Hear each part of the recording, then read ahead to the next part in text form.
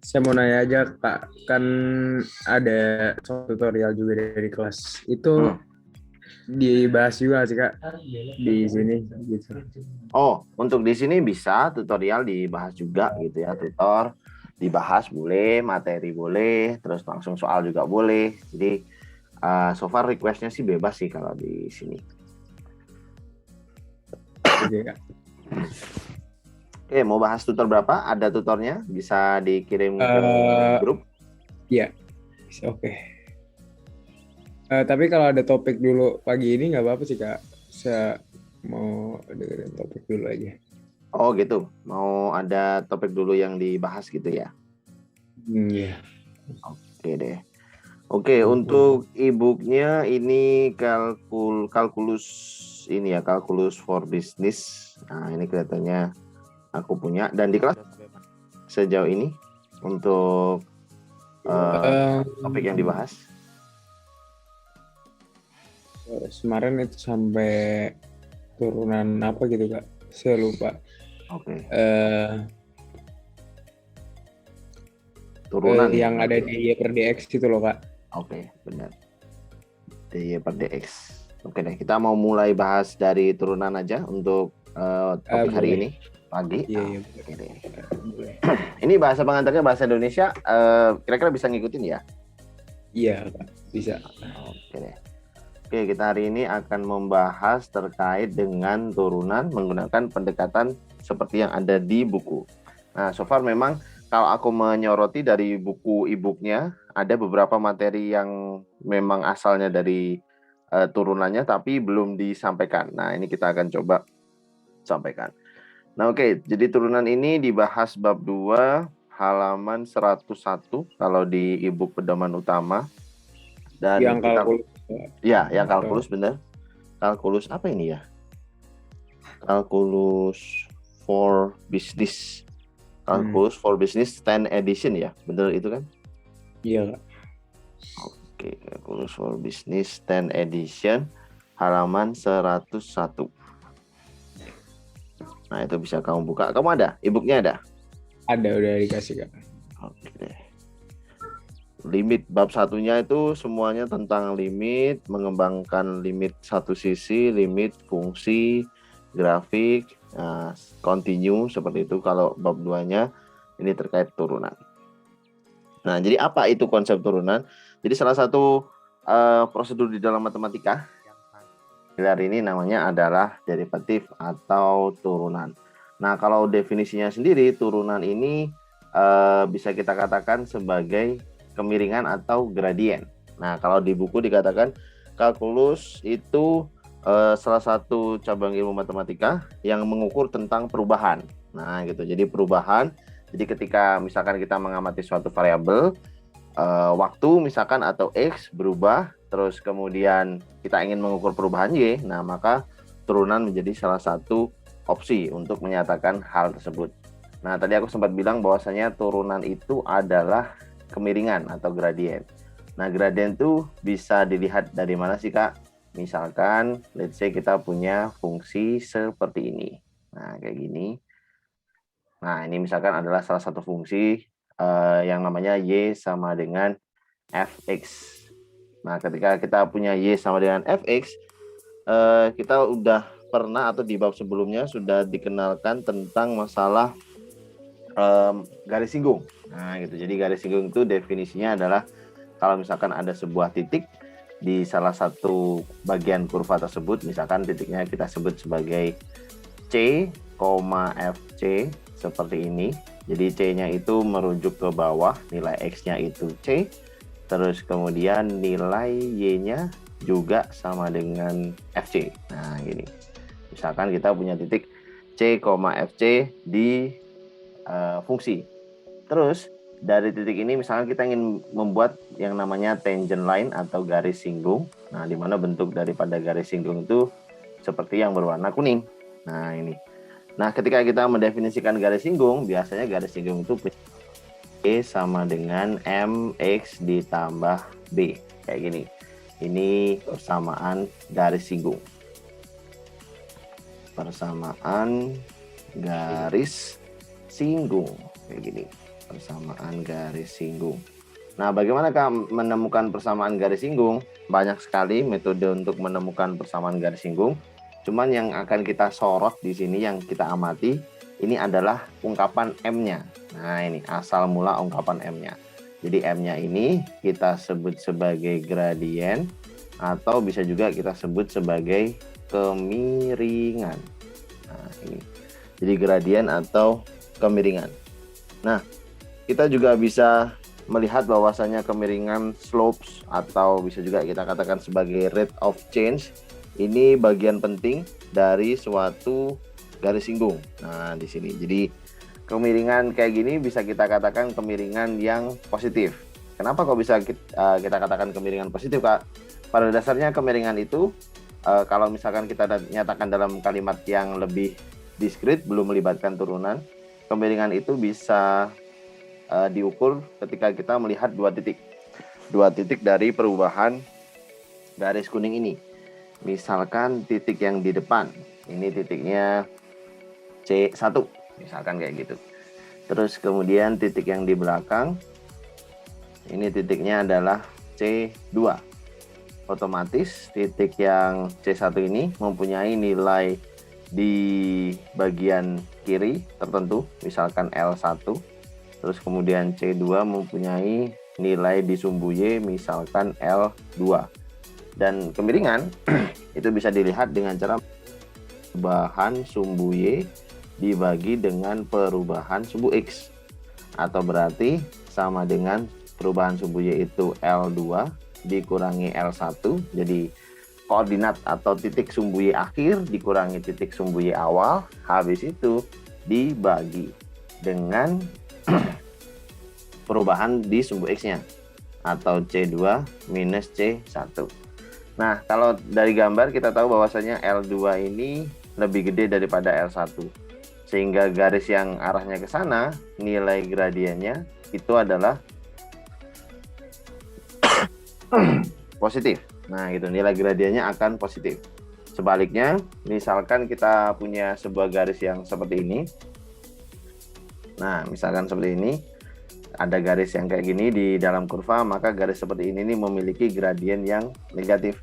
Karena apa? Karena titik-titiknya, dua titiknya ini berurutan dan nilai Y-nya menurun. Jadi kayak misalkan di sini C1, terus kemudian di sini C2, terus nilai sumbu Y-nya misalkan di sini L1, terus kemudian di sini L2. Cara atau mekanisme mencari gradien masih sama. Jadi delta EM sama dengan delta Y dibagi delta X, atau CL2 dikurangi L1 dibagi dengan C2 dikurangi C1. Dan nilainya akan jadi negatif. Kenapa? Karena nilai daripada L2-nya lebih kecil daripada L1. Nah, ini adalah cara mencari gradien yang paling gampang sebelum kita masuk ke dalam konsep turunan. Nah, jadi memahami gradien dulu. Nih. Nah, gradien ini juga seringkali bisa kita lihat ketika kita berusaha menentukan kecepatan. Nah, jadi gradien ini bisa kita lihat ketika kita berusaha menentukan kecepatan. Nah, kalau balik lagi ke gambar tadi, misalkan kita ingin mengukur kemiringan. Nah, tapi kemiringan yang kita ukur menggunakan titik biru ini tidak bisa kita lakukan. Kenapa? Karena dua titik biru ini sebenarnya kalau digambar kadang kita jarang ketahui nilainya. Kita jarang tahu nih titiknya berapa dan berapa. Sehingga kita lebih butuh menggunakan fungsi yang merah justru untuk mengukur kemiringan. Nah, padahal kalau kita misalkan mau menggunakan fungsi yang merah, ketika kita coba zoom berkali-kali, nah misalkan fungsi yang merah tadi, kita coba zoom, maka akan kita dapati bahwasanya garisnya itu melengkung, dan garis yang berwarna kuning itu memang hanya menyinggung di satu titik. Jadi kayak misalkan titik yang disinggung itu benar-benar cuma satu. Tidak ada titik selain titik hijau ini, misalkan titik B, koordinatnya C1, F dari C1. F dari C, jangan C1 deh, C doang aja. Nah, ini.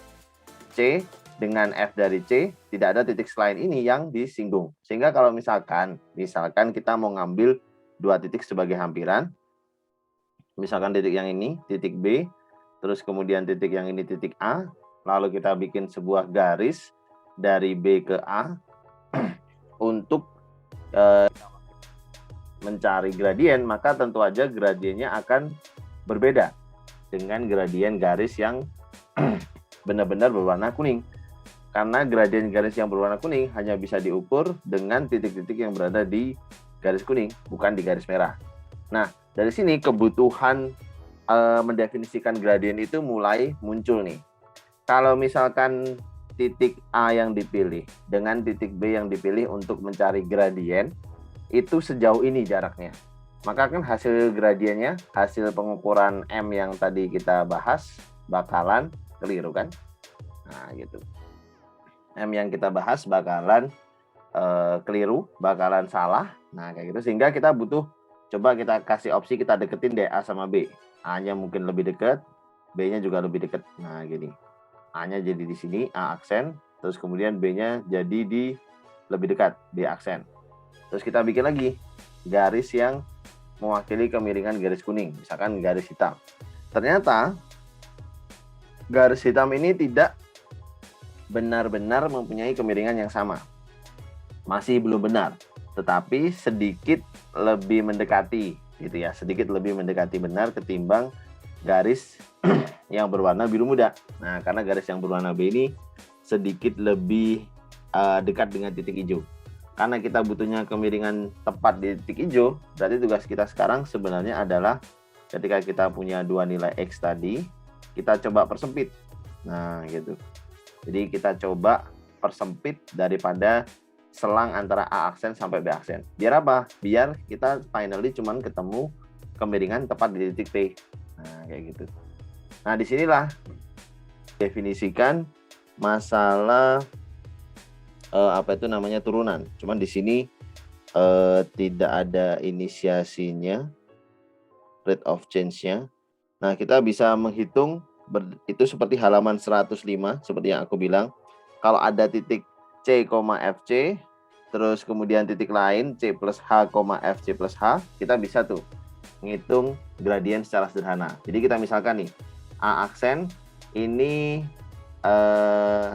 kita misalkan sebagai, atau kalau enggak, ya A aksen ini kita misalkan titiknya sebagai gini deh, sebagai C, F daripada C, itu A aksen. Nah, B aksen karena dia sedikit lebih ke kanan, kan ini tadi nilainya C, B aksen itu nilai sumbu X-nya misalkan C kita tambah dengan H. Jadi H itu panjangnya dari A aksen sampai B gitu. Jadi koordinat dari titik B itu jatuhnya C ditambah H, F daripada C ditambah H. Nah, kayak gini. Itu kan tadi setelah kita persempit. Tapi masih tapi masih belum benar-benar nempel. Kita cuma persempit tapi masih belum benar-benar nempel. Nah, karena kita tahu bahwasanya gradien sama dengan delta Y per delta X, delta Y per delta X, maka itu hasilnya sama dengan Y punyanya B aksen dikurangi Y kepunyaannya A aksen, terus kemudian dibagi dengan X kepunyaannya B aksen dikurangi X kepunyaannya A aksen, atau sama dengan YB aksen itu F buka kurung C ditambah H, terus kemudian dikurangi F daripada C kayak gini, terus kemudian dibagi kan XB aksen dikurangi XA aksen, XB-nya itu C ditambah H kayak gini, XA aksennya itu C doang. Nah, kayak gini.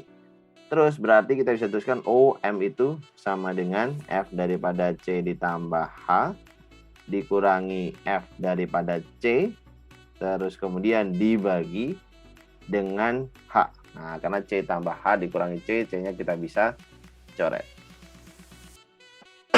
Nah, kita ketemu bentuk seperti ini untuk mencari turunan. Tapi apakah bentuk seperti ini sudah cukup mendekati? Belum. Karena kalau kita zoom lagi gambar yang ini, garis hitam tidak benar-benar sama miringnya dengan garis kuning. Padahal kita butuhnya kemiringan garis kuning. Terus gimana Kak? Caranya adalah kita terus perkecil jarak antara A aksen dengan B aksen. Bagaimana caranya? Gampang, kita bisa buat lagi B double aksen yang lebih dekat dari B aksen. Misalkan di sini, yang warnanya coklat nih. Ini B double aksen. Kita bikin di situ lagi. Terus habis itu kita deketin lagi dan seterusnya. Nah, membuat kedua titik ini semakin dekat terus-menerus, itu sama saja membuat nilai H ini semakin kecil. Jadi kalau kedua titik ini jaraknya makin dekat, artinya nilai H ini menuju ke 0. Dan membuat H menuju ke 0 itu sebenarnya bisa diinterpretasikan melalui kalimat limit. Jadi, kalau misalkan kita ingin mengetahui gradien sebenarnya, kita bisa menggunakan limit ketika H kita dekatin nih ke 0. Dari kalimat F buka kurung C ditambah H dikurangi F daripada C. Nah, gini terus kemudian kita bagi sama H. Nah, pengertian yang berwarna hijau ini akan menjadi definisi daripada turunan. Nah, itu. Jadi, kalau dari sini kita bisa katakan gradien garis singgung. Nah, gradien garis singgung di titik buka kurung C, FC itu bisa dituliskan sebagai MC. Nah, gini, MC. Di mana MC nilainya adalah limit ketika H mendekati 0 daripada F buka kurung C ditambah H dikurangi F C terus kemudian dibagi dengan H. Nah, kayak gini. Sudah, ini akan jadi definisi turunan. Nah, itu bagaimana cara mengukur laju perubahan. Rate of change atau laju perubahan sama aja. Dan aturan ini kita sebut sebagai ini ya, definisi fungsi derivatif. Jadi nilai ini sekaligus nanti kita bisa katakan sebagai F aksen di C. Nah, gitu. Jadi dikatakan pada halaman 105 turunan dari suatu fungsi fx pada x di mana kita bisa tuliskan dalam bentuk f aksen x dituliskan dalam persamaan seperti ini. Nah, gitu. Jadi f prime of x, f aksen x atau f prime of x, the process of computing the derivatives is called dari differentiation. Nah, dan kita bisa katakan bahwa f itu terdiferensialkan di C. Ketika terdapat f sehingga kita bisa menghitung seperti ini, maka kita katakan f itu terdiferensialkan di C, di X sama dengan C. Nah, seperti itu. Sudah. Terus bagaimana Kak cara menggunakan kalimat ini dalam bentuk limit? Nah, kita bisa masuk ke contoh. Contoh misalkan tentukan turunan daripada fungsi fx seperti ini. Find the derivative of the function fx, di mana function fx-nya itu misalkan sama dengan 6x pangkat 3 dikurangi 2x kuadrat ditambah 1. Misalkan seperti ini. Terus kemudian disuruh cari di X sama dengan 3 atau 1 deh. Nah, gitu. Kita disuruh menentukan turunan menggunakan kalimat limit ketika X-nya 1.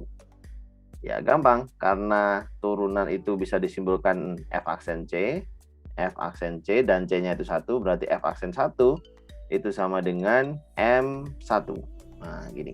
Sama dengan limit lagi ketika H mendekati 0 daripada F buka kurung 1 ditambah H seperti ini dikurangi F daripada 1. Nah, terus kemudian dibagi dengan H. Udah. Terus gimana Kak kelanjutannya? Nah, karena kan kita punya kalimat fungsi seperti ini. Nah, tinggal Ini kan artinya input fungsinya 1 ditambah H, kita masukkan ke setiap X yang ada di dalam persamaan. Jadi ini jadinya limit ketika H mendekati 0 daripada 6 dikalikan 1 ditambah H pangkat 3. Nah, kayak gini. Terus dikurangi 2 dikalikan 1 ditambah H kuadrat. Terus kemudian ditambah 1. Nah, ini yang di depan baru F dari 1 plus H doang. Yang di belakang kita juga harus tulis F1. Nah, berarti 1 ganti kita substitusikan ke dalam setiap X yang ada di persamaan. Nah, semuanya kita bawa masuk ke situ. Berarti 6 kali 1 pangkat 3 dikurangi 2 kali 1 kuadrat. Seperti ini ditambah 1. Terus udah. Setelah itu semuanya kita bagi dengan H. Nah, gitu. Nah, aturan di dalam limit itu alangkah baiknya semua kalimat kita proses dulu sampai beres, sampai selesai. Baru kalau misalkan nanti kita mau substitusikan hanya mendekati 0, boleh. Tapi setelah kalimat di atasnya ini udah betul-betul clear. Nah, jadi ini nanti hasilnya 6 dikali 1 ditambah H pangkat 3. Cara ngitungnya gimana, Kak? Nah, ada tipsnya nih. Jadi buka kurung 1 ditambah H, gini deh. A ditambah B, kalau kuadrat itu kesamaannya adalah A kuadrat ditambah 2AB ditambah B kuadrat. Kalau A dikurangi B kuadrat, Kak. Kayak gini. Ini sama dengan A kuadrat dikurangi 2AB terus kemudian ditambah B kuadrat. Kita bisa ganti-ganti itu. Bisa diganti fungsi, bisa diganti X, bisa diganti P, bisa diganti 1 plus H, atau apapun. Terus kemudian kalau A plus B pangkat 3, nah ini adalah A pangkat 3 ditambah 3A kuadrat B ditambah 3AB kuadrat ditambah B pangkat 3. Kalau A min B, Kak, suatu saat misalkan ketemu minus nih, pangkat 3, ini sama dengan A pangkat 3 minus 3A kuadrat B plus 3A dikalikan B dikuadratin ditambah dikurangi dengan B pangkat 3. Nah, ini ada beberapa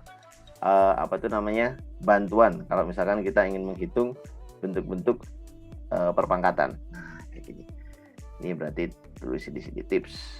Nah, sudah. Oke, sudah seperti itu. Berarti ini masuk ke dalam jenis yang ketiga, pangkat 3 soalnya.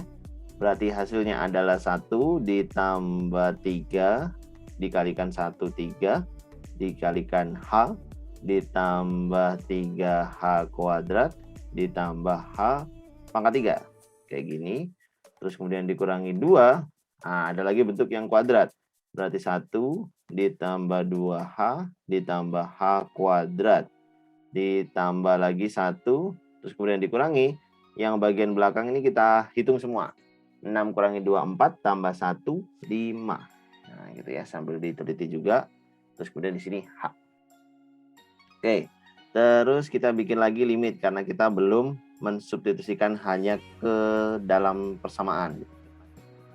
Tuliskan ada 6, ada 18H.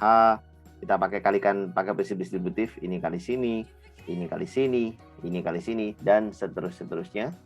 Hasilnya ini 18 lagi H kuadrat 6H pangkat 3 dikurangi 2 dikurangi 4H dikurangi 2H kuadrat dikurangi 4, terus kemudian dibagi sama H.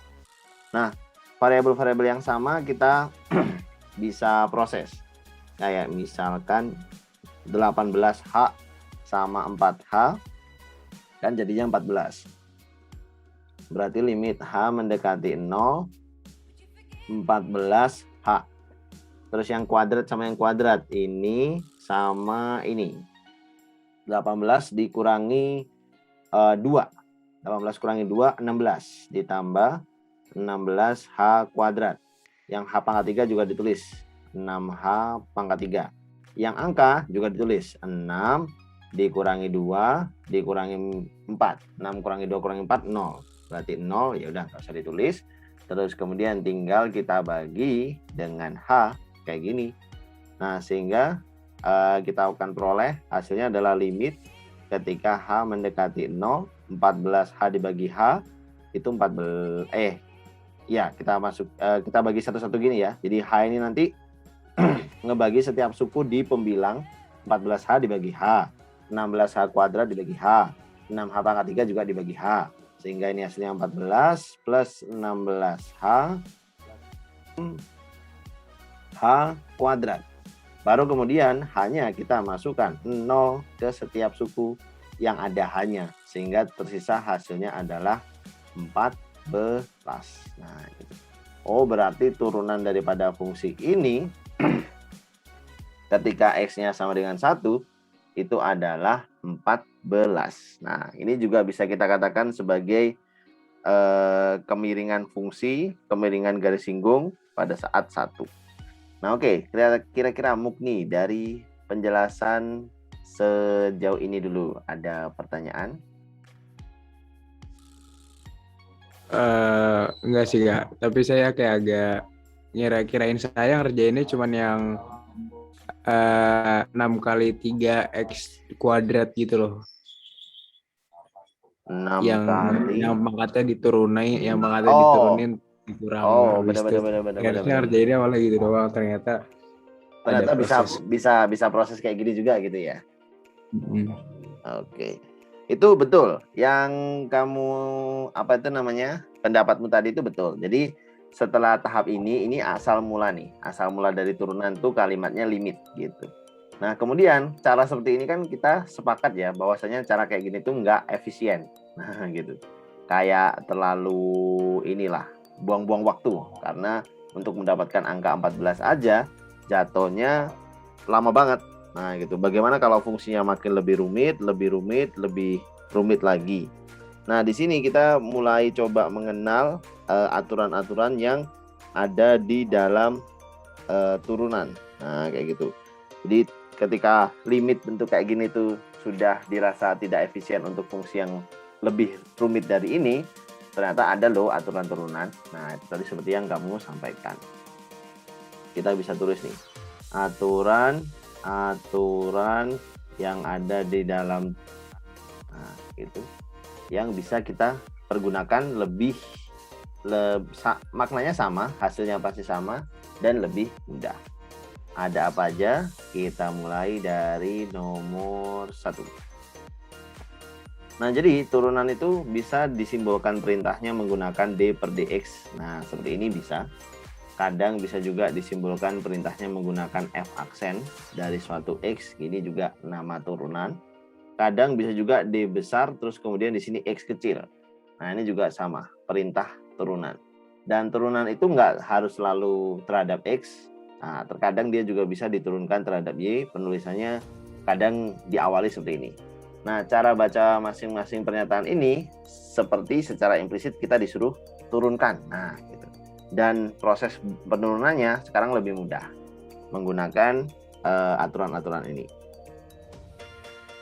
Aturan yang pertama, ketika kita ingin menurunkan fungsi yang bentuknya ketika kita ingin menurunkan fungsi yang bentuknya K doang. Nah, ini. K ini misalkan konstanta, bilangan real kayak gitu. Turunan dari konstanta ternyata diketahui hasilnya sama dengan 0. Terus kemudian yang kedua, ketika misalkan kita disuruh menurunkan fungsi yang berbentuk A X pangkat N, di mana si A-nya ini bilangan real, terus kemudian N-nya juga merupakan bilangan real. Nah, bentuk kayak gini kita namakan polinom. Nah, penurunan fungsi AX pangkat N hasilnya adalah A dikali N, terus kemudian dikali X pangkat N min 1. Nah, ini dasar seperti yang kamu sampaikan tadi. Jadi kalau misalnya kita disuruh menurunkan 6X pangkat seperti ini, maka hasilnya adalah 6 dikalikan 3 X, terus kemudian di sini kuadrat. Berarti hasilnya adalah sama dengan 18X kuadrat. Itu betul. Jadi kalimat-kalimat yang tadi yang di atas ini bisa langsung kita turunkan menggunakan aturan powerful nomor 2. Terus kemudian nomor 3. Nah, nomor 3 kita bisa juga menuliskan turunan D per dx daripada penjumlahan fungsi. Misalkan kita mau nurunin dua fungsi fx bisa plus bisa minus fungsi gx. Ternyata kalau kita menurunkan dua buah fungsi itu boleh-boleh aja kita turunkan masing-masing. Jadi kita cari terlebih dahulu turunan daripada fungsi pertama, terus kemudian ditambah atau dikurang turunan daripada fungsi kedua. Nah, kayak gitu. Jadi ada turunan fungsi pertama dan fungsi kedua. Kemudian yang berikutnya lagi, kita bisa juga menurunkan perkalian nih, dua buah fungsi.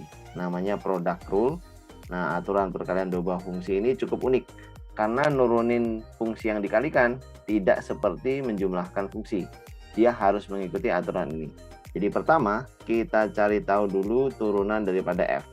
D per dx daripada fx. Oke, setelah ketemu, kita kalikan dengan fungsi gx tanpa diturunkan. Kayak gitu. Terus kemudian ditambah dengan kita cari turunan daripada fungsi gx. Nah, setelah ketemu, baru kita kalikan dengan si fungsi fx-nya tanpa diturunkan. Contohnya, Kak. Nah, contohnya untuk aturan nomor 4 ini adalah saat kita diminta untuk menentukan seperti ini. Turunkan fungsi hx misalkan. Hx ini kalimatnya adalah buka kurung 2x plus 1 pangkat 3 dikali 3x kuadrat min 4. Nah,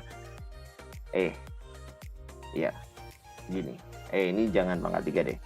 Ini kita anggap pangkat 2 aja. Nah, ketika kita lihat fungsi kayak gini, pasti kita berpikirnya, wah ini fungsi terdiri dari dua kalimat, Kak.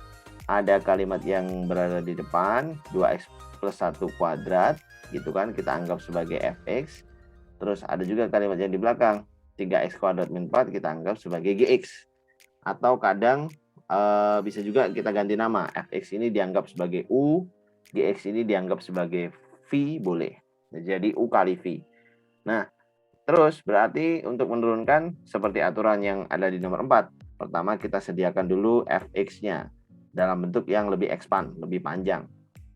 2x plus 1 kuadrat bentuknya kita nyatakan dulu ke dalam kalimat seperti nomor 1 di tips tadi yang bentuk kuadrat, sehingga nanti hasilnya adalah 4x kuadrat ditambah 4x plus 1. Nah, ini fx-nya nih. Terus kemudian gx-nya, karena nggak ada perpangkatannya, berarti tetap aja sih 3x kuadrat min 4. Terus ketika kita mau mengeksekusi yang tadi, d per dx daripada hx, kita ngikutin aturan tuh. Berarti kita mencari turunan daripada f. Kita kalikan g. Nah, kita tambah turunannya si g, kita kalikan f. Terus kemudian udah. Nah, gitu. Berarti ini hasilnya jadinya sama dengan turunan f, ya ini kita turunkan menurut aturan nomor 2 tadi.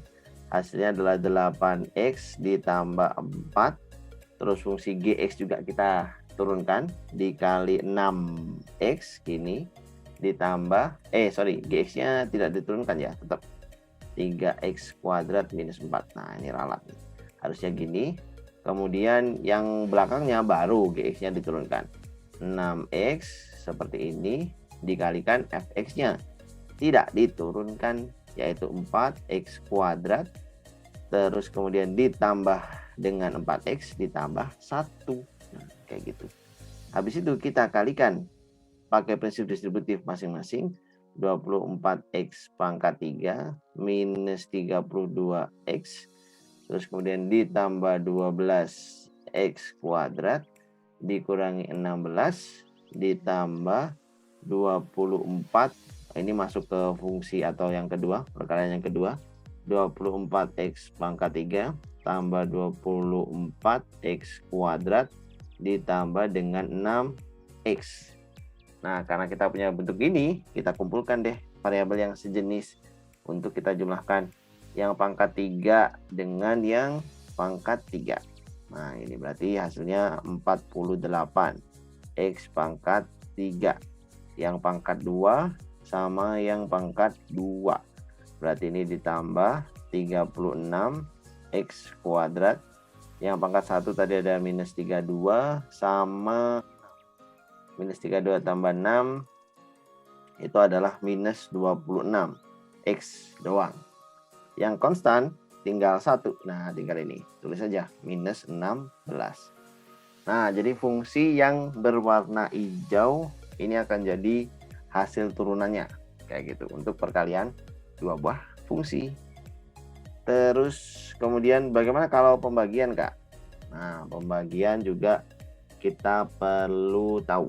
Nomor 5. Bagaimana kalau kita ingin menentukan turunan daripada fx kita bagi dengan gx seperti ini. Ternyata aturannya ada lagi dan beda lagi. Kalau di buku ini mungkin kita bisa sebut sebagai aturan pembagian atau quotient rule seperti itu. Ya, quotient rule. Nah, di sini kita bisa katakan bahwa turunan f dibagi g itu adalah f aksen x dikali gx dikurangi fx dikali g aksen x terus kemudian dibagi dengan fungsi gx kita kuadratin. Nah, itu adalah cara mencarinya. Contohnya, Kak, contohnya ketika kita disuruh misalkan turunkan fungsi yang berbentuk misalkan hx lagi sama dengan 2x ditambah 3 dibagi dengan 3x ditambah 2. Nah, kayak gini. Oke. Berarti untuk caranya kita bisa langsung tuliskan aja d per dx daripada hx. Nah, di sini kita anggap bahwasanya fungsi yang di bagian atas ini sebagai fx.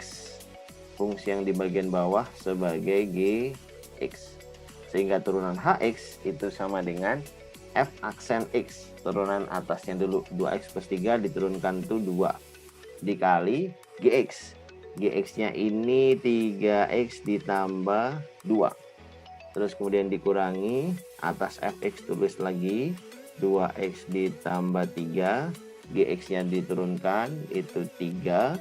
Terus kemudian dibagi dengan gx dikuadratkan. Berarti 3x plus 2 kita kuadratkan. Nah, seperti ini. Terus kemudian gimana lagi, Kak? Berarti hasilnya nanti sama dengan 6x. Kemana muk nih?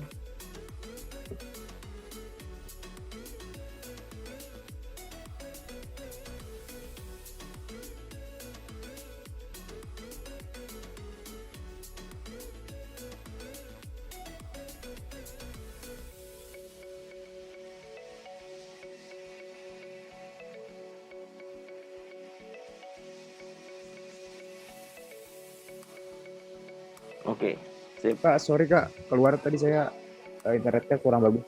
Kurang bagus. Oke, tidak apa-apa Mukni. Nah, gitu kita lanjutkan lagi ya berarti ya. Nah, jadi 2 kali 3 tadi sudah 6x, betul. Habis itu 2 kali 2 plus 4 kayak gini, minus 2 kali 3 6x lagi. Terus kemudian 3 kali 3 9 tapi minus karena di depannya minus. Terus kemudian di bagian bawah kita kuadratin. Berarti 9x kuadrat ditambah 2 kali 2 kali 3 itu 12x ditambah 2 kuadrat yaitu 4. Nah, kayak gini.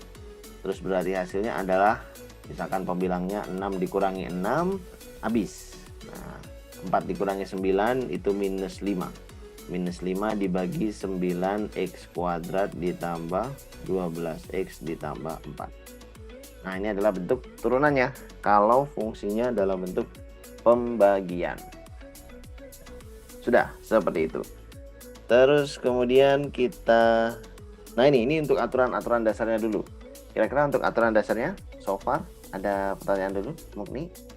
Nggak ada Kak, Nggak aman. ada. Aman. Oke, mantap. Aturan dasar aman, berarti next.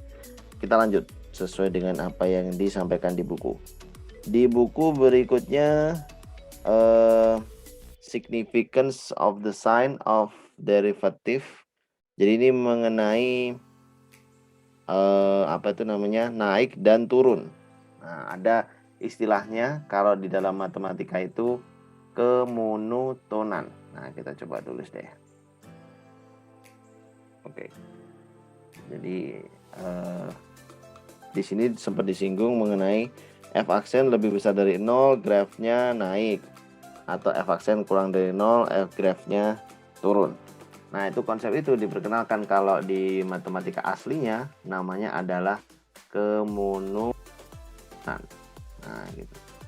Kemonotonan. Kemonotonan ini pengertiannya apa, Kak?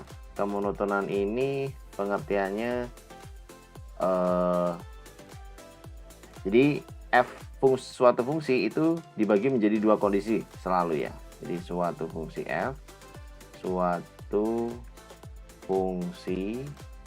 f itu terbagi menjadi dua kemonotonan.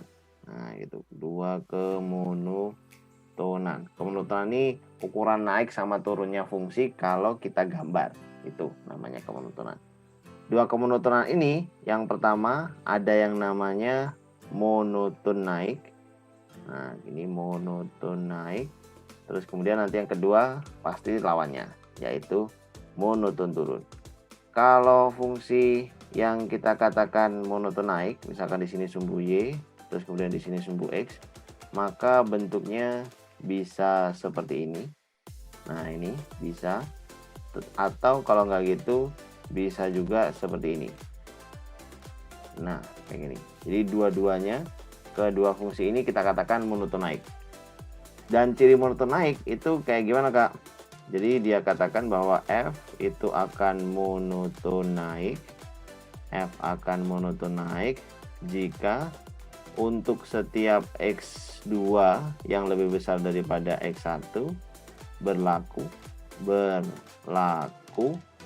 nilai daripada f buka kurung x2 itu lebih tinggi daripada f x1.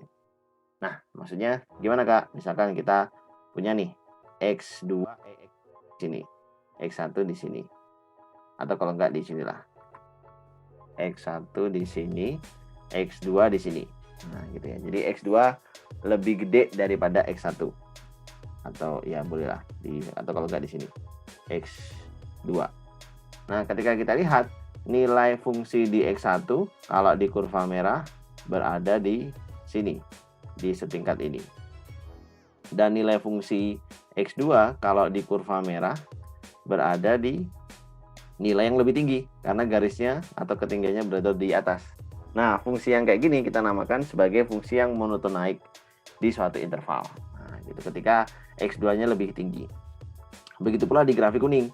x1 nilai fungsinya cuman di sini. Nah, kita anggap sekian. Terus x2 nilai fungsinya ada di sebelah sini. Jadi kayak, oh berarti x2 nilai f di x2 lebih gede nih dari f di x1, artinya monoton naik. Nah, bagaimana cara ngecek monoton naik sama monoton turun? Kalau dari buku, itu dikatakan kita bisa menggunakan gradien fungsinya. Nah, di titik tersebut. Nah, jadi gradien fungsi di titik tersebut bisa merepresentasikan kemonotonan nih. Dikatakan bahwa f itu akan monoton naik untuk suatu selang atau di interval, di selang tertentu, di interval i jika kayak gini. Jika untuk semua x yang berada di interval i berlaku f aksen x atau gradien positif. Nah, gitu. Kalau gradiennya positif, pasti dipastikan di situ fungsinya bakalan fix monoton naik. Itu yang dibilang. Terus yang kedua, gimana kalau misalkan monoton turun, Kak? Monoton turun. Monoton turun itu gambarnya kebalikannya. Berarti kita gambar dulu di sini. Terus segini, di sini sumbu Y, di sebelah sini sumbu X. Nah, gambar fungsi monoton turun bisa kayak gini. Nah, kayak gini bisa. Atau kalau nggak gitu, kayak gini juga bisa. Nah, dan dua fungsi ini sama-sama monoton turun. Fungsi merah dan fungsi oranye. Kita bisa ngecek kemonotonan dari apa, Kak? Dari kalimat ini. F itu dikatakan monoton turun jika untuk setiap X2 yang lebih besar daripada X1 berlaku nilai dari F buka kurung X2-nya justru lebih kecil daripada F X1. F-nya X1. Jadi kalau misalkan kita ambil X1 lagi-lagi lebih kecil, terus X2 lebih besar. Nah, tapi kalau kita tarik fungsinya, nilai fungsi X1 lebih tinggi nih di kurva merah ketimbang nilai fungsinya X2 karena lebih rendah. Begitu pula di kurva oranye, nilai misalkan ada X1 lain di sini. Kita tarik nilai. Nah, kita tarik garis dari X1 ke fungsi. Ternyata nilai fungsinya ada di sini, lebih tinggi. X2-nya ternyata nilai fungsinya lebih pendek. Oh, berarti itu kemonotonannya turun. Nah, gitu.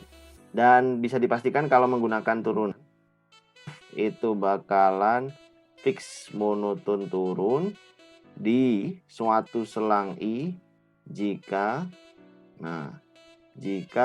untuk semua X yang ada di selang I tersebut berlaku, berlakunya ini F aksen X-nya itu bakalan kurang dari 0 atau gradiennya negatif. Tahu dari mana, Kak, gradien negatif? Nah, ini kan gambar daripada gradien negatif. M negatif. Ini juga sama. Kalau di titik ini kita gambar garis singgung, maka gradiennya bakalan negatif juga. M minus. Nah, kayak gini. Sudah, seperti itu. Itu yang dikatakan di buku Significance of the Sign of the Derivative F increasing when X equals C, increasing ketika F aksen C more than 0 atau less than 0. Sudah. Next. Sekarang kita juga akan melanjutkan ke konsep continuity, kekontinuan dari fungsi yang diferensiabel. Nah, ini juga dibahas di buku kekontinuan dari fungsi yang punya turunan. Nah, diferensiabel itu artinya punya turunan. Diferensiabel. Nah, apa nih, Kak, maksudnya? Mungkin kalau kita ingat-ingat lagi tentang kekontinuan. Kekontinuan itu konsep gampangnya adalah nyambung. Kalau di dalam bahasa Indonesia, arti katanya nyambung. Jadi sebuah fungsi kalau kita ingin continue, berarti dia kurvanya harus nyambung. Nah, dan dikatakan bahwa ketika fungsi itu terdiferensialkan, maka dia sudah pasti continue di C. Jadi kalau misalkan kita punya nih sebuah fungsi, let's say gambarnya seperti ini. Ini Y sama dengan Fx. Misalkan kita ingin ngecek kekontinuan di C. Misalkan ini di X sama dengan C. Nah, di X sama dengan C, kalau dilihat dari gambar, tidak lubang, fungsinya juga tidak loncat. Dan misalkan terlihat juga dari gambar, kita bisa nih menemukan gradien garis singgung tepat di titik C. Jadi kalau di titik C kita mau cari garis singgungnya, bisa, yaitu garis hijau. Yang persamaannya ya sama kayak tadi lah, kurang lebih Y sama dengan MX ditambah C. Nah, teoremanya memberikan jaminan kita seperti ini.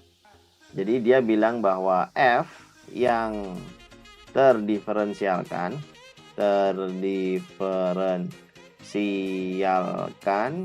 di X sama dengan C sudah dapat dipastikan atau sudah pasti akan continue di C. sudah pasti akan continue di X sama dengan C. Nah, itu yang pertama. Kalau kita udah tahu misalkan nilai turunan di C-nya berapa, terus kita ditanya apakah fungsi continue di C, jawabannya iya. Karena kalau udah diferensiabel berarti udah melalui kekontinuan. Sementara itu, kalau dibalik, F yang continue di X sama dengan C, continue di X sama dengan C, belum tentu akan terdiferensialkan di X sama dengan C. Terdiferensialkan di X sama dengan C. Nah, di sini poin yang ingin aku tekankan adalah belum tentunya. Nah, kalau di matematika akan sangat penting untuk mengenali hubungan jika maka. Maksudnya jika maka itu apa yang menjadi penyebabnya dan apa yang menjadi akibatnya. Kalau misalkan di soal, sejak awal kita sudah bisa mengidentifikasi bahwa F akan terdiferensialkan di X sama dengan C, misalkan sudah sejak awal ada nih bentuk diferensialnya, ya maka bisa kita anggap bahwasanya pasti continue. Jadi diferensialnya itu kita tahu dulu, baru kita bisa simpulkan dia pasti continue. Tapi kalau dibalik, kalau misalkan di soal kita cuman punya informasi bahwa fungsinya continue doang di X sama dengan C, maka belum tentu dia terdiferensialkan di X sama dengan C. Maksudnya bagaimana, Kak? Nah, kita akan ngebandingin beberapa kurva nih. Beberapa kurva yang sama-sama continue di X sama dengan C. Ini misalkan Y, terus kemudian di sini X. Nah, kayak gini. Nah, ini kita letakkan di sini. Nah, ini kayak gini. Ada 3. Misalkan C yang dimaksud adalah 0. Kurva yang pertama, misalkan aku ingin gambar kurva Y sama dengan mutlak X. Y sama dengan mutlak X, kurvanya begini. Kita ingin teliti, kita ingin amati observasi di 0. Di X sama dengan 0. Terus yang kedua, misalkan kita akan gambar kurva Y sama dengan X pangkat 3. Salah, kurvanya begini. Nah, kayak gini. Ada lagi kurva ini. Y sama dengan X pangkat 3. Sama satu lagi kurva yang seperti ini deh. Nah, kayak gini. Ya, kayak gini. Terus kemudian di sini lubang. Terus kemudian di sini tutup. Lubang tutupnya. Terus ini seperti ini. Nah, misalkan ada 3 fungsi nih, ini kita nggak tahu nih fungsi apa. Ini Y sama dengan GX misalkan. Nah, dari ketiga gambar ini kita ngamatin sama-sama di X sama dengan 0. Oke, pada gambar pertama, fungsi F dikatakan continue di X sama dengan 0. F dikatakan continue di X sama dengan 0. Tetapi, dia tidak punya turunan di X sama dengan 0. Nah, jadi di samping continue, dia juga bisa dikatakan F tidak punya turunan, tidak terdiferensialkan. Nah, gitu. Di X sama dengan 0. Kenapa? Karena diferensial itu adalah perihal membuat garis singgung. Mencari apakah F itu terdiferensialkan atau enggak di suatu titik adalah perihal apakah sanggup kita menemukan garis singgung di titik yang kita amati tersebut. Nah, kalau misalkan fungsinya seruncing ini di titik 0, maka kita bingung nih. Garis singgung yang kita mau buat miringnya bakalan begini, atau bakalan agak landai gini, atau malah justru miring ke kanan, atau miringnya lebih naik lagi. Nah, lebih naik lagi berarti gini. Atau mau kayak gimana nih? Nah, gini. Nah, karena kita bingung nih untuk membuat garis singgung dari fungsi yang runcing, maka setiap fungsi yang runcing di suatu titik kita katakan dia tidak terdiferensialkan di titik tersebut. Jadi salah satu ciri fungsi yang non diferensiabel di suatu X adalah kurvanya runcing. Nah, kurvanya atau kurva F itu runcing di X sama dengan 0. Itu ciri yang bisa kita pakai kalau kita mau menentukan, oh di sini ada nggak sih turunannya? Nggak ada atau ada. Nah, gitu. Contoh lain misalkan di gambar kedua. Di gambar kedua situasinya sama. F itu nyambung juga, continue juga di X sama dengan 0. Dia nyambung, kurvanya nggak lompat, nggak gimana. Dan kalau di kasus yang kedua, kita bisa katakan F justru terdiferensialkan. Terdiferensialkan di X sama dengan 0. Nah, bagaimana kita mengetahui dia terdiferensialkan? Pertama, karena kalau kita bikin garis singgung, opsi garis singgungnya cuma satu. Paling seperti garis yang berwarna ungu ini aja. Nah, nggak ada opsi lain kalau kita misalkan mau bikin garis singgung di X sama dengan 0. Karena nggak ada opsi lain, berarti hanya ada single interpretation untuk itu, single possible line. Jadi kayak ya udah, berarti garis singgungnya ada. Dan cirinya, nah ini juga penting, ciri kurva yang terdiferensialkan di suatu X adalah bentuknya smooth di X itu. Jadi bentuk kurva F itu smooth atau mulus. Jadi kalau ada kata ada pergantian kelengkungan, itu kelengkungannya terjadi secara mulus di suatu X. Contohnya X sama dengan 0 ini tadi. Nah, terus yang terakhir ini adalah negasi dari semuanya. F pertama dikatakan discontinue kalau di sini. F discontinue di X sama dengan C. Karena nggak nyambung. Nah, ya kan? Terputus gini kurvanya. Terus karena dia discontinue, sudah pasti dia juga ikut tidak terdiferensialkan. Nah, gitu. Tidak terdiferensialkan. Di X sama dengan C. Karena apa? Karena syarat utama terdiferensialkan harus continue dulu. Sementara kondisi utamanya saja sudah dilanggar. Berarti sudah fix dia tidak akan punya turunan di X sama dengan 0. Nah, itu juga 3 perbandingan kurva-kurva yang tidak punya turunan. Sesuai dengan halaman 111. Kita hanya memilih fungsi lain saja. Nah, kayak gitu. Sudah, itu tadi untuk chapter 2.1. Terus kemudian untuk berikutnya. Nah, ini teknik-teknik derivatif tadi sudah kita pelajari juga 2.2.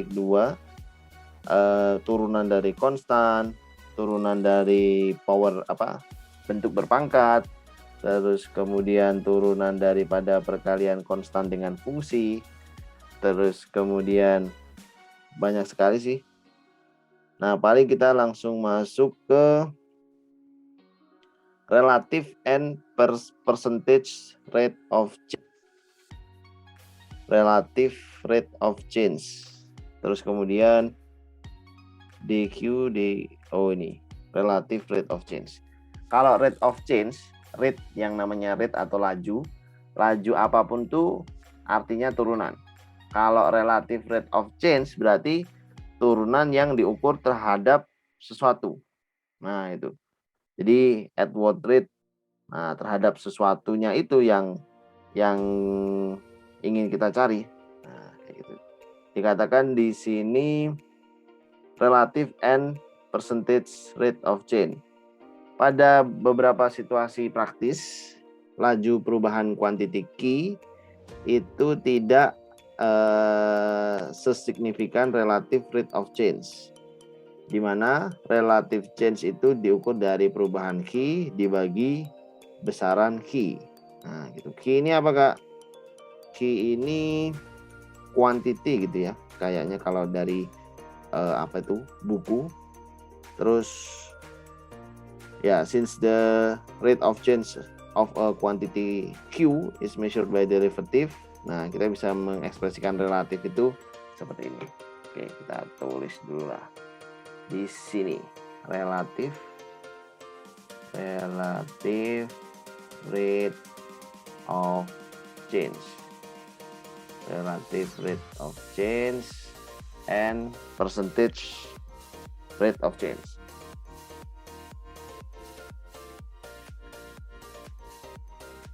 Ayo, percentage rate of change. Rate of change.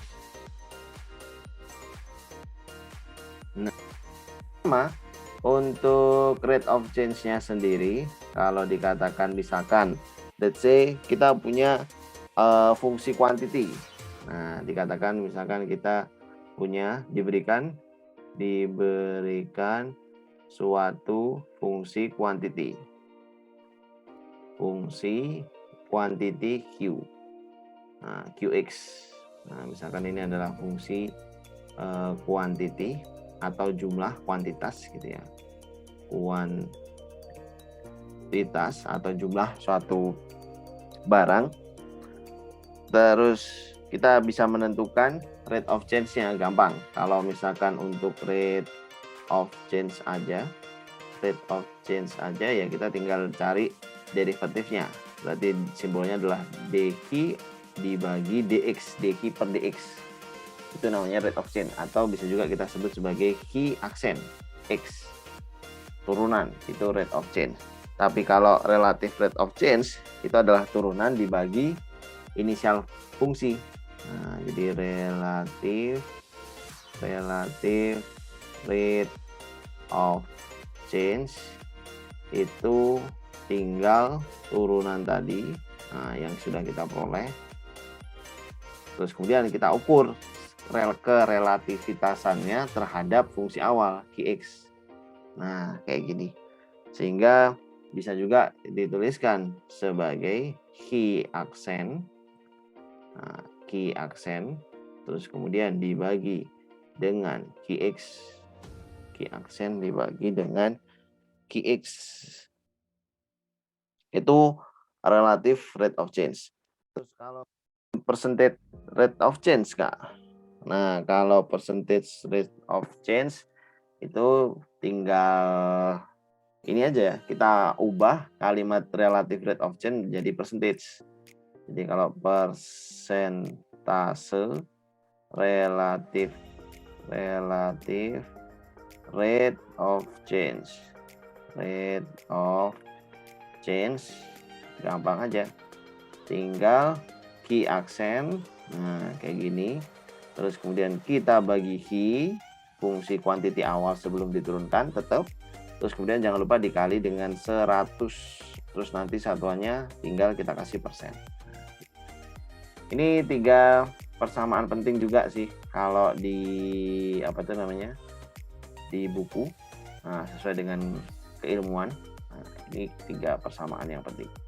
Ini 1, 2, terus satu lagi kita beli warna ini deh. Nah, kayak gini. Contohnya, wah banyak sekali di sini. Contohnya, misalkan, oke kita coba garisin dulu. Oh ya, untuk penjelasan ini ada pertanyaan dulu, Mukni, sejauh ini.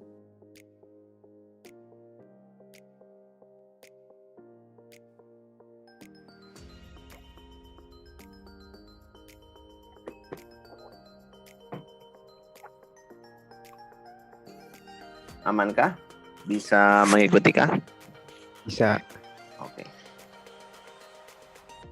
Oke deh. Nah, kalau bisa berarti ntar kita buka halaman. Paling itu kan nanti pengaplikasian yang relative rate of change ya di soal cerita gitu sih, Kak. Oh, di soal cerita ya. Oke, boleh deh kita cari soal cerita. Soal cerita ada nih, halaman 126. Saat ini kita save as dulu page yang baru.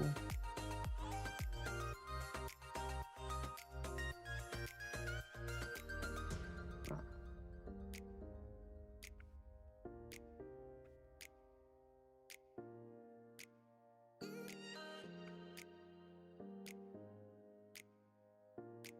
Oke, sekarang kita masuk ke contoh untuk relative rate of change.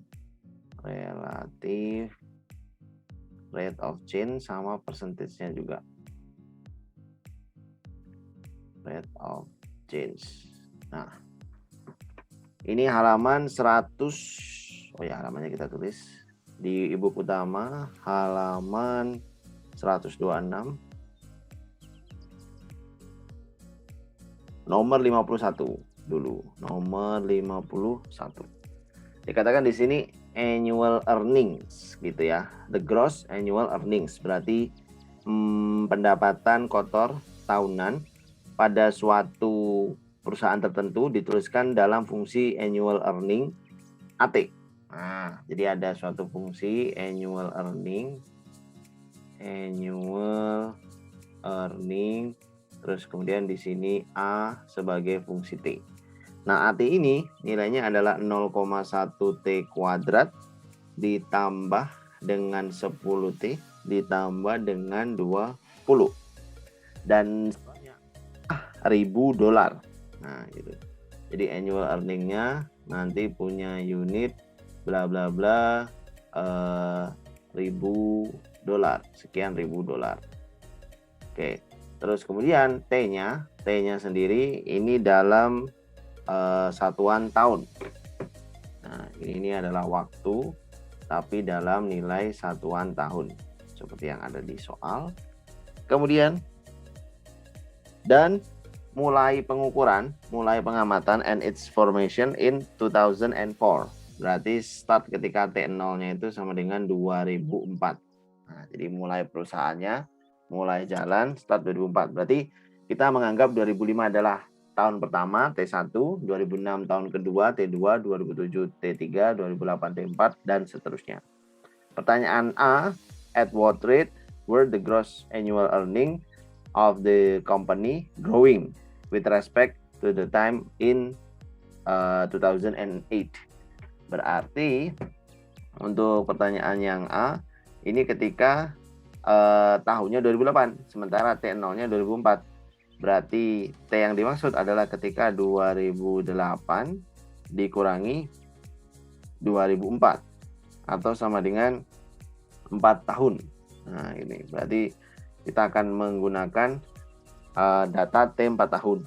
Yang ditanya at what rate, pada laju berapa pendapatan tahunan kotor dari perusahaan tersebut tumbuh.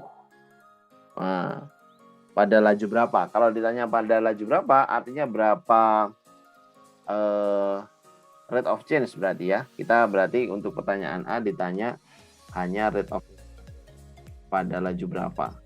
Rate of change of annual earning gitu. Karena ditanya pada laju berapa. Pada laju berapa berarti nanti satuannya apakah sekian $1.000 per tahun tumbuhnya gitu. Dan itu bisa didapatkan dari mana? Daripada fungsi turunan.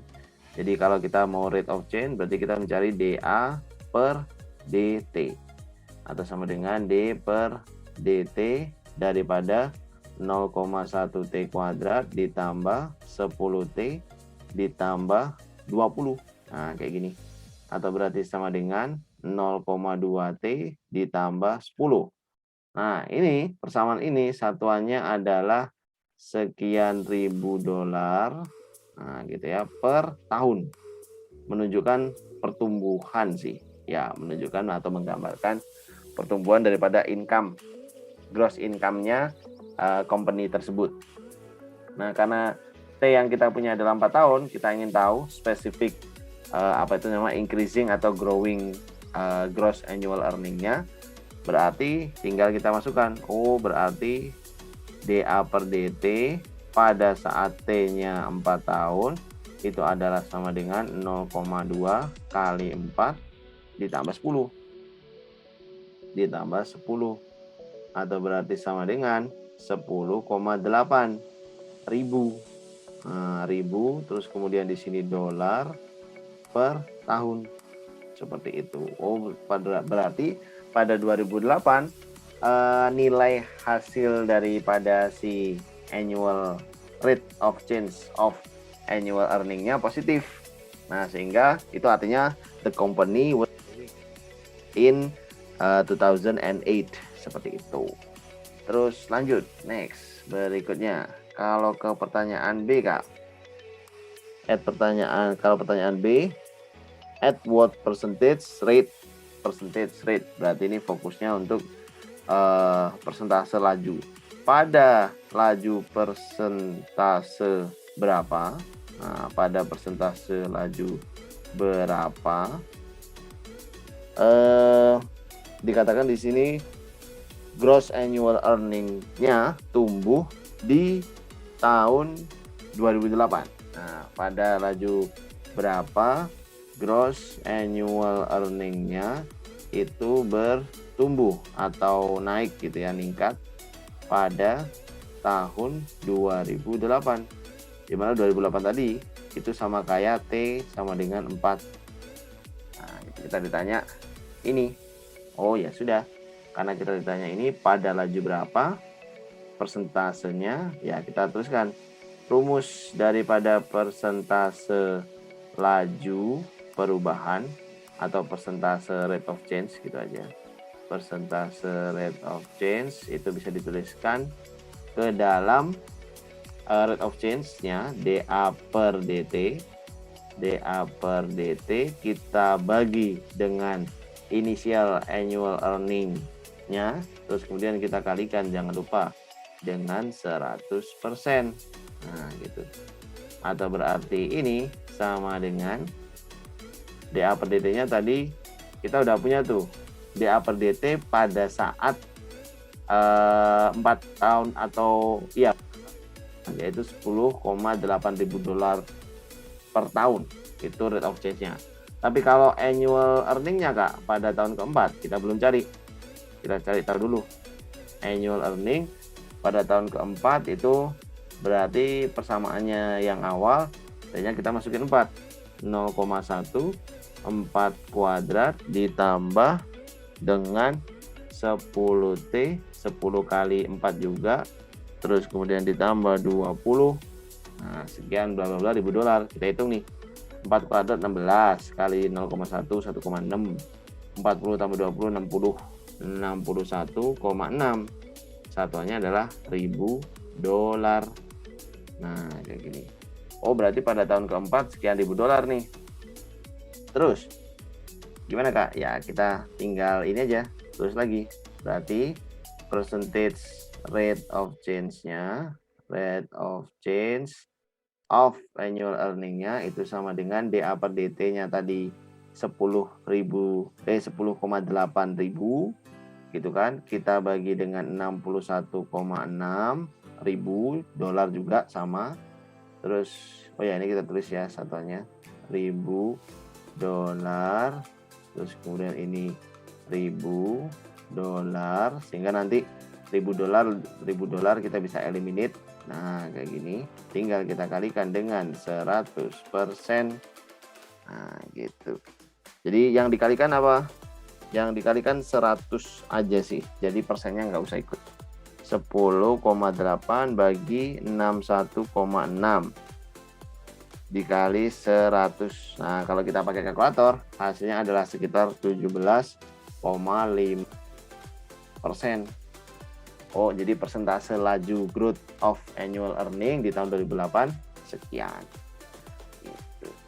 Itu nomor 51, soal cerita yang masih relatif gampang. Nah, soal cerita yang masih relatif mudah. Next, kita coba cari soal cerita lagi yang lebih rumit mungkin, atau yang aneh-aneh. Significance.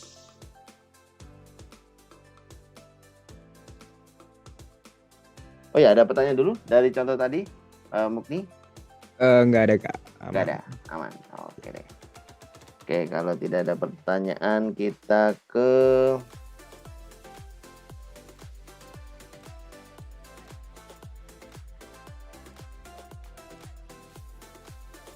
ini aja mungkin ya. Ini ada materi yang belum kita sampaikan, atau kita balik lagi ke materi deh. Kelihatannya ada materi yang belum nih. Tadi percentage rate of change, sekarang kita masuk ke materinya dulu biar bisa ngerjain soal yang lebih rumit sekalian, yakni rectilinear motion.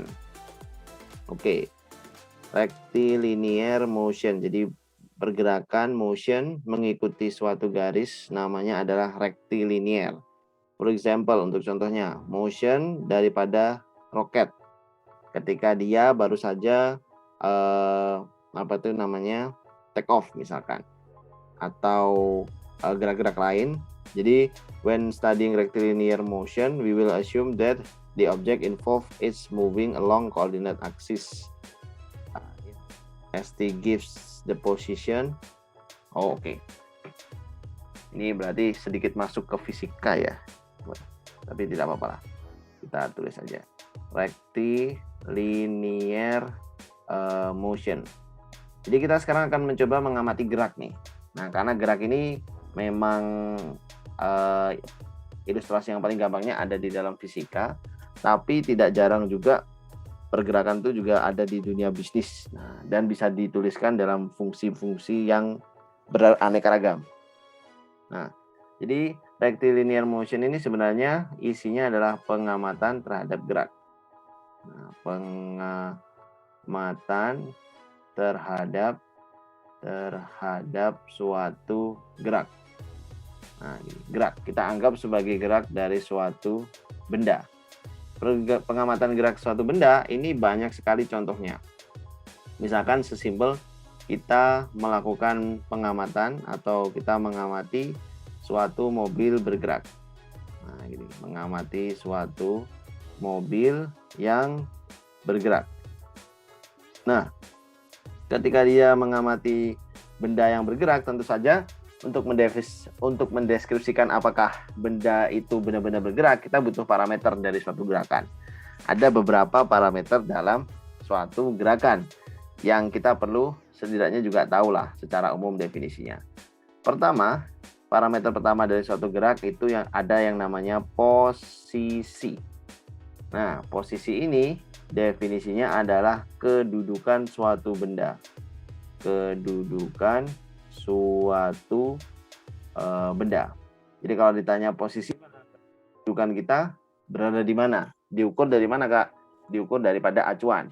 Biasanya kalau kita menyatakan posisi, kita akan menggunakan acuan yakni sumbu koordinat kartesius.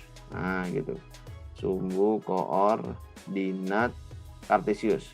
Nah, koordinat kartesius ini tidak selalu X sama Y, kadang bisa juga menggambarkan waktu sama apa, jadi variabel-variabelnya bisa secara fleksibel diganti-ganti. Itu posisi.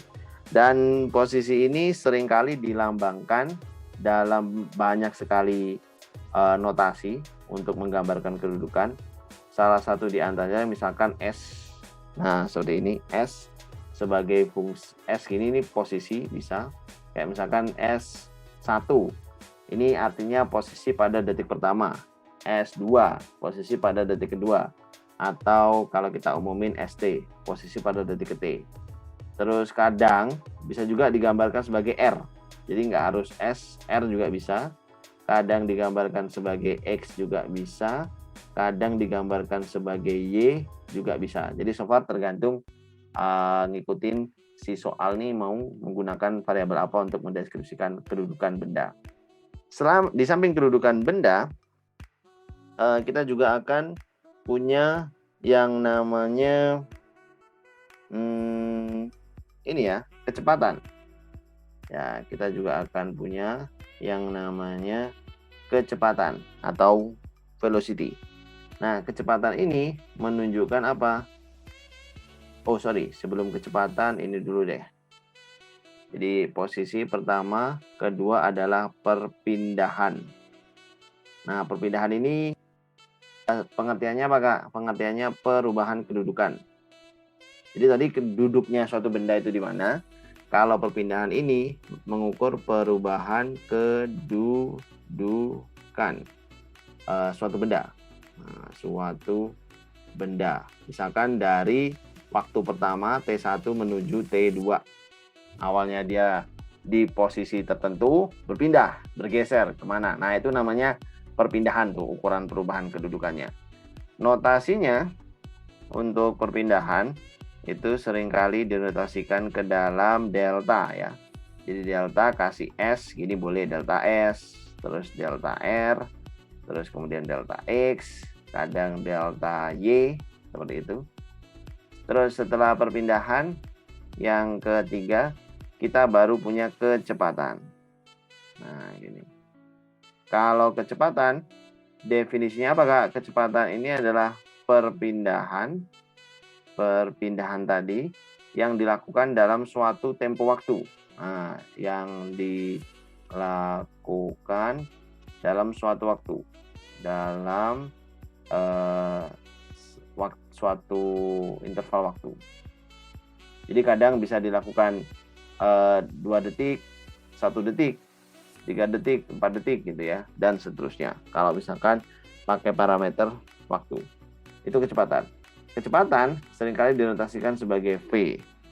Nah, dan V ini nilainya bisa kita temukan nanti dengan mencari ini ya. Jadi fungsi V, fungsi kecepatan ini ditemukan dengan menurunkan fungsi posisi. Kita mencari ds per dt. ds per dt atau s aksen t, ini boleh. Nah, itu kecepatan. Utamanya misalkan kita kalau lihat mobil bergerak itu kecepatan kita pernah setiap detik. Kadang ketika gas diinjak berarti kecepatannya meningkat di detik itu, dan setiap milidetik berubah terus. Nah, VT ini kecepatan sesaat namanya di detik tertentu. Terus satu level lagi yang lebih tinggi daripada kecepatan itu adalah percepatan. Nah, kalau percepatan ini definisinya adalah perubahan kecepatan. Perubahan kecepatan dalam suatu waktu tertentu. Nah, dalam suatu interval waktu. Interval waktu. Dan percepatan ini seringkali dinotasikan dalam bentuk A. Ya, itu A. A dari kata acceleration sebagai fungsi T. Dan acceleration A sebagai fungsi T itu bisa kita tuliskan persamaannya, atau kita bisa temukan kalimat fungsinya dengan cara menurunkan fungsi daripada V gitu ya. Nah, karena V sendiri adalah turunan, karena V sendiri tadi adalah turunan daripada S, maka percepatan itu sama kayak turunan 2 kalinya S terhadap T. Jadi S, contoh yang paling sederhana. Kalau misalkan ada sebuah benda, terus kemudian benda itu bergerak dengan fungsi posisi S sama dengan 2T. Nah, minus 4T ditambah 4, misalkan kayak gitu. Terus kemudian kita diminta untuk menentukan fungsi percepatannya. Fungsi percepatan. Nah, maka yang kita lakukan pertama untuk menjawab pertanyaan seperti ini, yang kita lakukan pertama adalah kita turunkan dulu.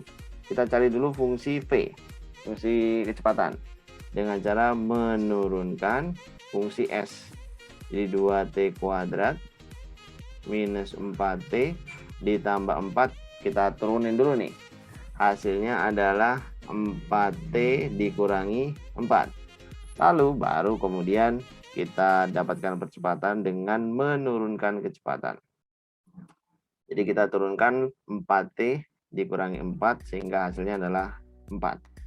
Nah, gitu. Terus kemudian kita lengkapi satuan, kadang itu meter per second kuadrat. Nah, ini adalah cara mencari percepatan dan bagaimana seseorang menggambarkan gerak itu melalui besaran-besaran ini. Posisi, perpindahan, kecepatan, percepatan. Nah, dikatakan di sini ada beberapa proses yang menggambarkan kejadian gerak tadi. Jadi ketika posisinya diam, kita namakan stationary. Jadi ada beberapa istilah doang sih menurutku ya. Jadi ketika benda itu misalkan ketika benda ini memiliki P sebagai fungsi T, ini nilainya misalkan 0 meter per second, kita sebut dia sebagai stationary. Nah, gitu, stationary. Kalau misalkan V-nya lebih besar daripada 0, kita sebut sebagai advancing. PT misalkan positif nilainya, lebih besar daripada 0, kita advancing. Nah, gitu. Advancing. Nah, gini. Advance. Terus kemudian ketika kecepatannya berkurang atau kurang dari 0, kita sebut sebagai retreating. Nah, kita sebut sebagai retreating. Nah, sudah. Jadi, misalkan kita disuruh suatu saat menggunakan salah satu istilah ini, kita nggak bingung nih. Jadi, advancing itu apa, retreating itu apa, terus kemudian stationary juga apa. Nah, ini kalau misalkan kecepatan. Nah, kalau percepatan, Kak?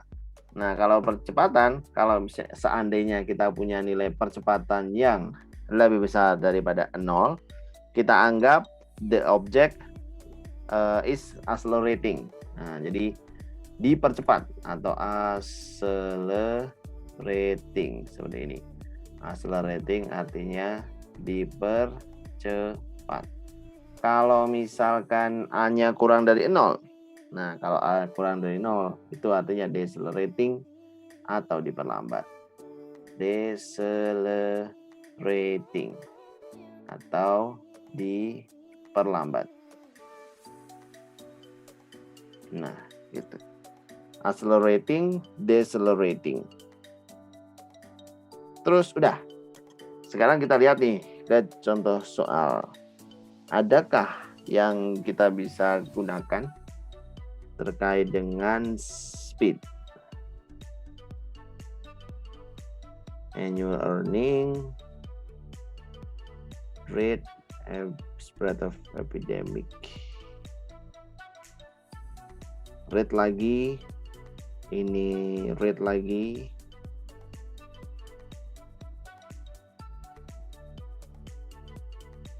Nah, ini yang contoh daripada rectilinear motion. Nah, contoh daripada rectilinear motion ada. Contohnya adalah page atau halaman 128. Halaman 128. Nomornya adalah nomor 68. Boleh. Nah, jadi nomornya adalah nomor 68. Nah, nomor 68 ini pertanyaannya in exercises 68 to 71 ST is the position of the particle moving along a straight line in the time t. Kita harus menemukan find the velocity and acceleration of the particle and find all times in the given interval when the particle is stationary. Jadi kita disuruh menemukan yang pertama adalah kecepatan V sebagai fungsi T dan acceleration berarti A sebagai fungsi T. Pertanyaan yang kedua kita harus menemukan tentukan semua nilai T ketika benda diam. Nah, ketika benda diam atau in a stationary condition. Nah, terus bagaimana Kak caranya? Sudah, kita tuliskan dulu fungsinya. Pertama kita tuliskan fungsinya terlebih dahulu S sebagai fungsi T. Sama dengan T kuadrat minus 2T ditambah 6. Seperti itu. Kemudian untuk misalkan 0 kurang dari sama dengan T, kurang dari sama dengan 2. Nah, kayak gini. Maka ketika kita ingin mencari V sebagai fungsi T, kita turunkan aja ds S-nya terhadap T. Nah, gitu. Kita turunkan terhadap T, hasilnya D per dt daripada T kuadrat minus 2T plus 6 atau sama dengan 2T minus 2. Seperti itu. Terus kemudian kalau AT Kak.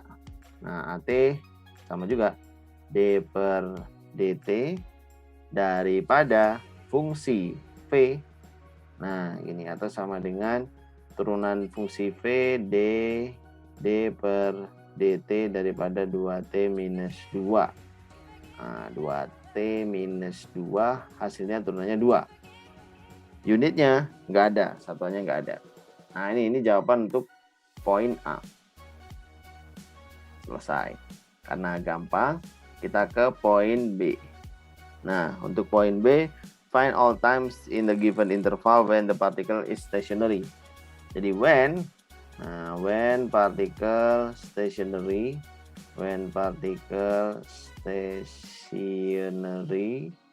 kita katakan bahwasanya VT-nya sama dengan 0, ya kan? Karena parameter stationary adalah velocity. Sehingga boleh kita bilang VT-nya itu kan tadi fungsinya sama dengan 2T minus 2 sama dengan 0. Berarti kita bisa bilang T-nya itu sama dengan 1. Dan saat kita cek di soal, masih berada di dalam interval ini.